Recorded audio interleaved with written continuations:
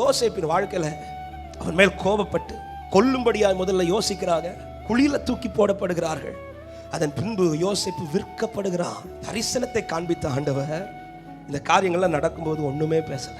நம்முடைய கேள்வியே இதுதான், ஆண்டவரே நேற்றுக்கு பேசுனீங்களே, நல்லா இருக்கும்போது பேசுனீங்களே, இன்னைக்கு இவ்வளோ சத்துரு செய்யறா, ஏன் ஆண்டவர் பேசாம இருக்கிறீங்க?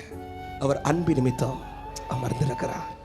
யோசேப்பே, உன் வாழ்க்கையில இன்னைக்கு சத்துருவின் கரம் ஓங்குறது போல இருக்கலாம், ஆனா திட்டம் எல்லாம் அவன் திட்டம் கிடையாது.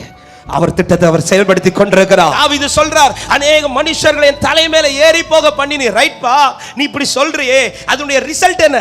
மனுஷர் ஏறி போக பண்ணினது, இந்த நிலத்துல சில மனுஷர்களை கொண்டு நான் உழ வைத்தது உன் வாழ்க்கை அழிப்பதற்கல்ல. உன்னுடைய சாட்சி இதுவா இருக்கும். தீயையும் கடக்க பண்ணினார், தண்ணீரையும் கடக்க பண்ணினார், செழிப்பான இடத்திலே கர்த்தர் என்னை கொண்டு வந்து நிறுத்தினார்.